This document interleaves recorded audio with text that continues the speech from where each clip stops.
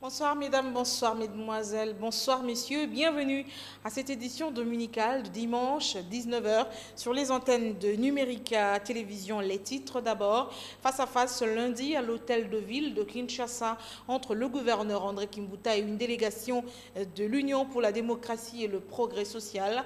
Sur la table, le meeting programmé par Félix Tshisekedi à la place Sainte-Thérèse dans la commune de Njili. Grande sociale, les médecins entament ce lundi un mouvement de grève. Les blouses blanches reprochent au gouvernement le non-respect des engagements pris. Et comme tous les dimanches, la deuxième partie de ce journal sera consacrée à la page rétrospective de l'actualité de la semaine. Merci de votre fidélité, merci d'avoir choisi Numérica. Bienvenue à tous et à chacun. Mais d'abord, direction l'Est du pays où le tribunal militaire de garnison de Goma a condamné hier samedi à 10 ans de prison ferme le sergent Hakizi Mana, un militaire de la 34e région militaire, poursuivi pour dissipation inutile des munitions. Le sergent a été interpellé vendredi dernier pour avoir tiré pour rien plusieurs coups de feu en l'air. Aucune victime humaine ni dégâts matériels n'a été déploré. Et je vous le disais à l'instant même, en prévision du meeting de Félix Tshisekedi, président de l'Union pour la démocratie et le progrès social, une séance de travail est prévue ce lundi à l'hôtel de ville de Kinshasa entre le gouverneur de la ville et une délégation de l'UDPS. Cette séance de travail se tiendra 24 heures avant le meeting du nouveau président de l'UDPS, place Sainte-Thérèse dans la commune de Njili. Et d'un autre côté, les médecins vont de nouveau entamer un mouvement de grève à dater de ce lundi. D'après le secrétaire général du syndicat national des médecins, le gouvernement n'a pas amélioré leurs conditions salariales malgré les engagements qu'il avait pris. Il réclame aussi l'amélioration des conditions socio-professionnelles de ses membres, lesquelles passent par l'application du taux de change actualisé indexé à la paye des médecins. L'actualité, c'est aussi cette hausse du carburant à la pompe, le prix du litre à la pompe à Kinshasa. Selon la nouvelle structure, les prix adoptés par le ministère de l'économie en concertation avec les opérateurs pétroliers, le prix du litre de l'essence passe de 1890 francs à 1980 et celui du gasoil de 1880 à 1970 francs congolais. Il faudra rappeler que c'est la troisième révision du prix du carburant à la pompe depuis le début de l'année, la deuxième en un mois. Le ministère de l'économie justifie cette augmentation par le flottement du prix du baril au niveau international. À présent, la page rétrospective de l'actualité de la semaine, les informations telles que diffusées sur nos antennes. Lundi, on a ouvert la semaine avec le dossier des magistrats, la révocation de plus de 200 magistrats en République démocratique du Congo. Suivez.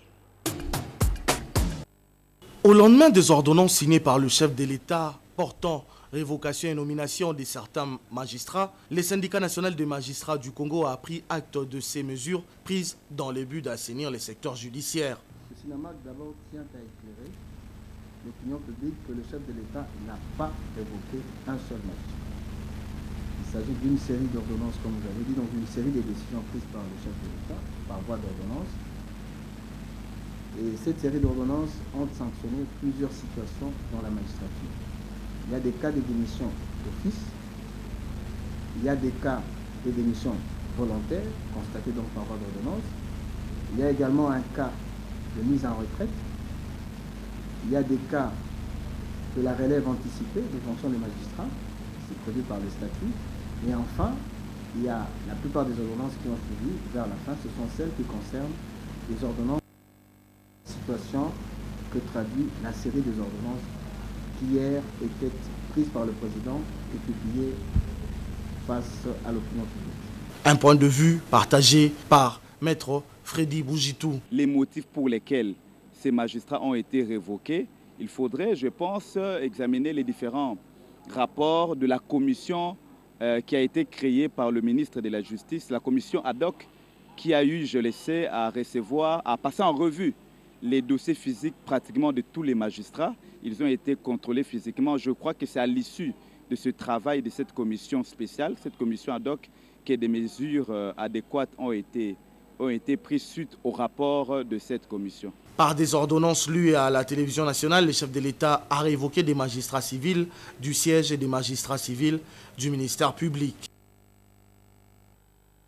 Mardi, on a évoqué le contrôle technique avec comme conséquence la difficulté de transport dans la ville de Kinshasa.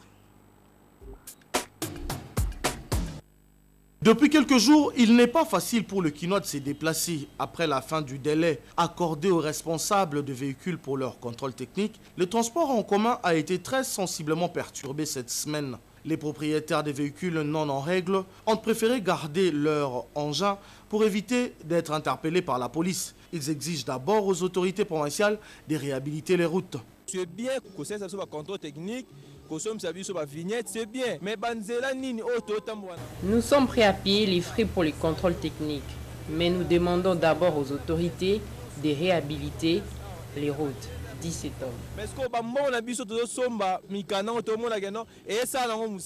Comme on dit, les malheurs des uns en faisant souvent le bonheur des autres, le conducteur de véhicule en règle se frotte les mains.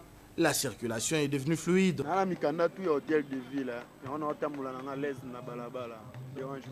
J'ai tous les documents exigés par les responsables de la ville. Cela me permet de faire mon travail sans être inquiété. 17 hommes. Entre-temps, la fluidité de la circulation pousse certains conducteurs de transport en commun à pousser sur l'accélérateur, ce qui explique par exemple l'accident qui s'est produit à la Tchangou où un minibus Mercedes 207, communément appelé Esprit de mort, s'est heurté au séparateur. La scène s'est déroulée non loin du marché de Liberté. Pas de pertes en vies humaines heureusement, mais on a déploré tout de même quelques blessés qui ont été évacués vers les centres de santé le plus proches. Mercredi, nous évoquions la grève des médecins, mais également celui des enseignants. Tomber malade à Kinshasa cette semaine, c'est très dangereux. Les médecins entament ce lundi un mouvement de grève. 6 mois après la fin de leur négociation avec le gouvernement, les médecins vont reprendre leur mouvement de grève. Ils dénoncent le non-respect des engagements par le gouvernement.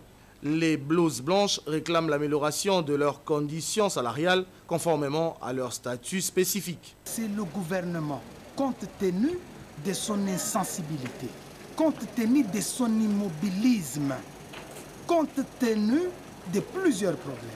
Nous revendiquons d'abord l'amélioration des conditions sociales de médecins de l'art. Avec la chute de francs congolais. Aujourd'hui, nous sommes incapables de pouvoir se payer un loyer. Autre mouvement de grève, c'est celle des enseignants de l'université de Kinshasa. Comme le médecin, le professeur accuse le gouvernement de non-respect du protocole d'accord signé en octobre 2017. Pour les professeurs, cette décision salutaire allait dans le sens d'alléger les souffrances des parents de nos étudiants, soumis à des difficultés sociales graves, tant pour leur vie que pour la survie. Force est de constater, malheureusement, le gouvernement ne respecte pas les engagements pris depuis le 13 octobre 2017 en faveur des professeurs.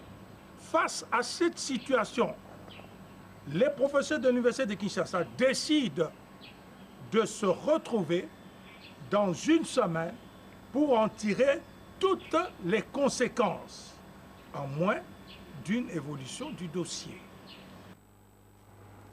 Jeudi, Constant Omari, président de la FECOFA, ainsi que ses 2 vice-présidents arrêtés au parquet de Matete. C'était donc le dossier évoqué au cours de notre édition.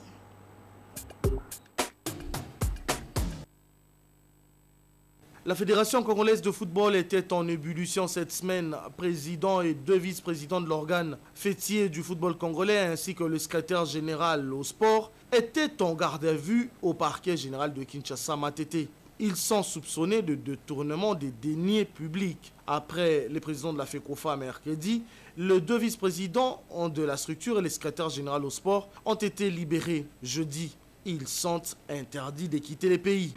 Avant hier, le président Omari était relaxé. Il était relaxé parce qu'il est sous le régime de la relaxation.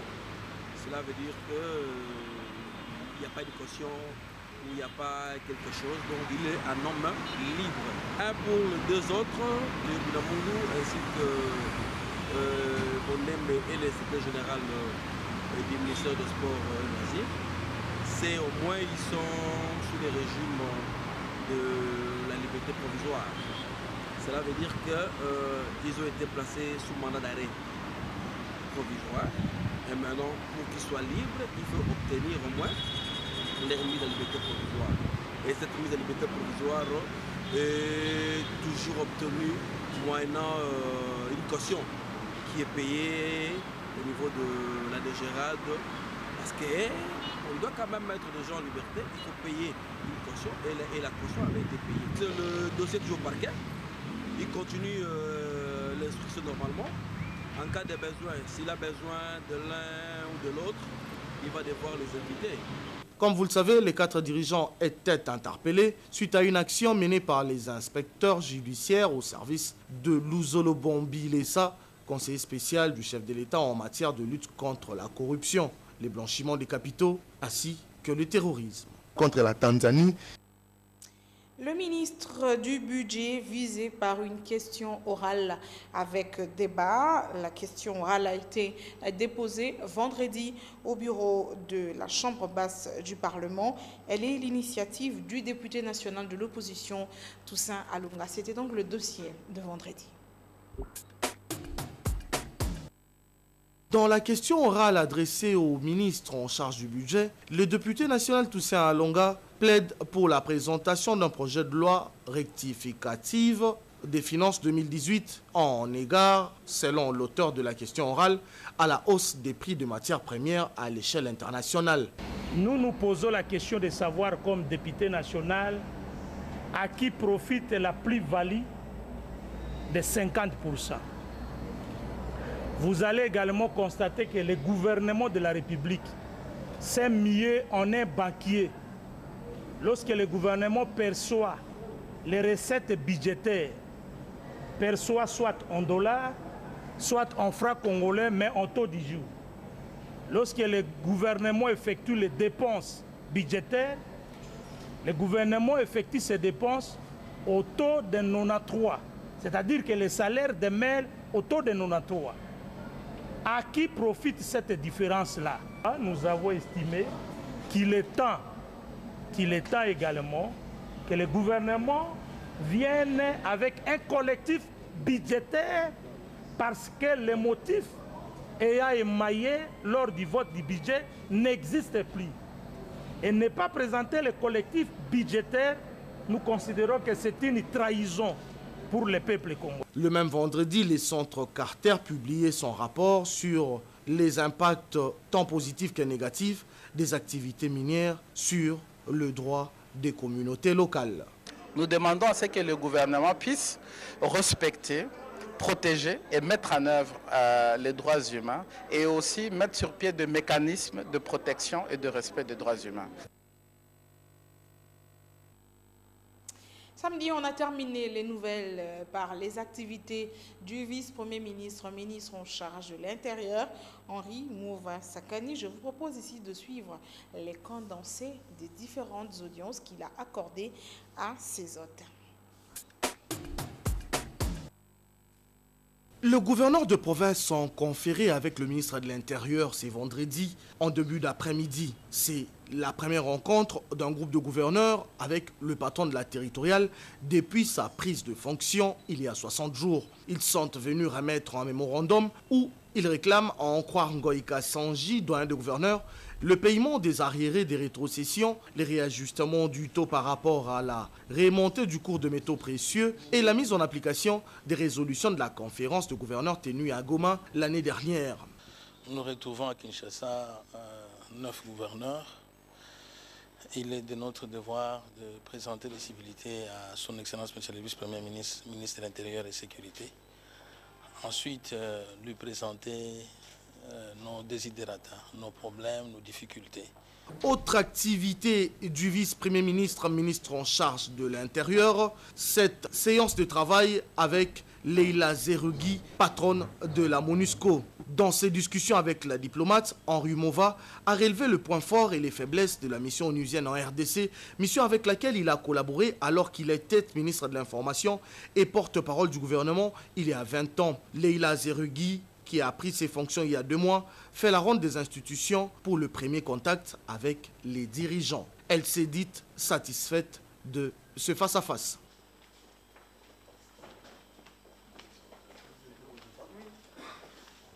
Je viens de commencer ma mission, ça fait à peine 2 mois. J'ai rencontré son Excellence, je l'avais rencontré dans le cadre d'autres réunions, mais on n'a pas eu le temps de s'asseoir pour vraiment parler des choses qu'on peut faire ensemble, les questions qui peuvent nous intéresser, qui peuvent aussi se faire ensemble. Donc c'est une discussion que j'ai eue avec lui franche, avec mon équipe, où on a échangé sur toutes les questions actuellement qui soit nous préoccupent ou sur lesquelles on pense qu'on peut faire des choses ensemble. Je crois que c'est un début très positif. Prenez soin de vous, chaque jour est une vie. Travaillons pour la beauté de la chose, disait Laurent Sadou, d'heureuse mémoire. Ainsi se termine cette édition, mesdames et messieurs. Merci beaucoup de l'avoir suivi. Ces remerciements, c'est au nom de toutes les personnes qui l'ont produit. On se retrouve très bientôt.